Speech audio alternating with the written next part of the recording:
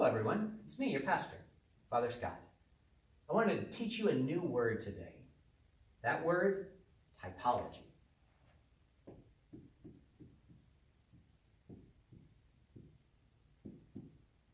Typology. It's a very important word when we look at the Old Testament and the New Testament. In the Old Testament, there were many typologies, many different aspects of Jesus that were foreshadowed in the Old Testament. Think about it this way. Jesus is priest, prophet, and king. And he's foreshadowed in typologies in the Old Testament. Moses had all three, priest, prophet, and king. David was a king. And although he ruled very well, he was imperfect, he was sinful, and so his reign was never fully realized.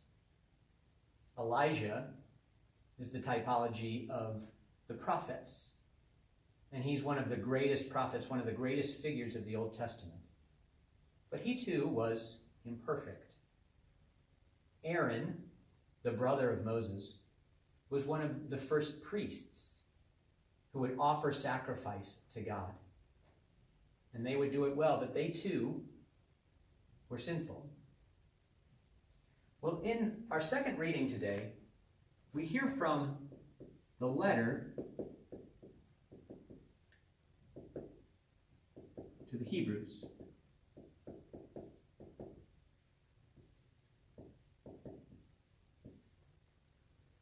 In that letter, the author talks often about sacrifice in the Old Testament.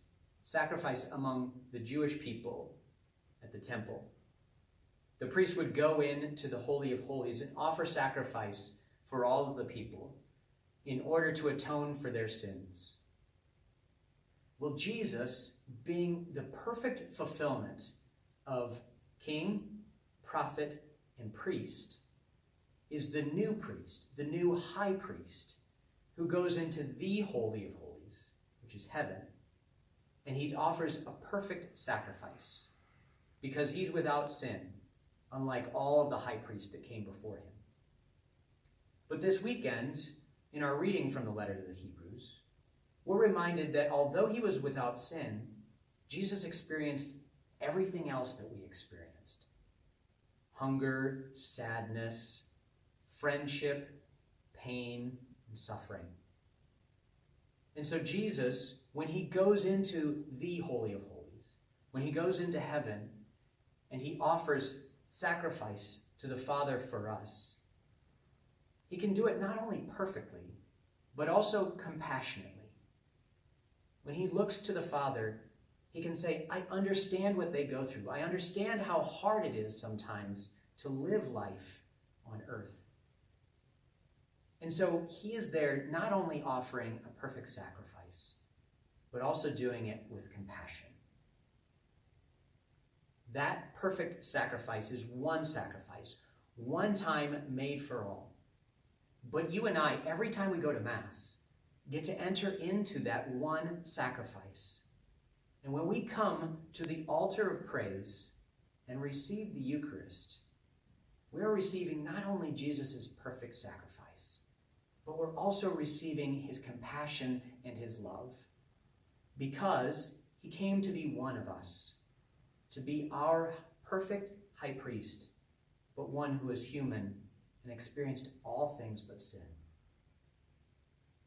This weekend, I look forward to joining you at Mass so that you and I can enter into that perfect sacrifice and also experience the great compassion and human love of Jesus Christ.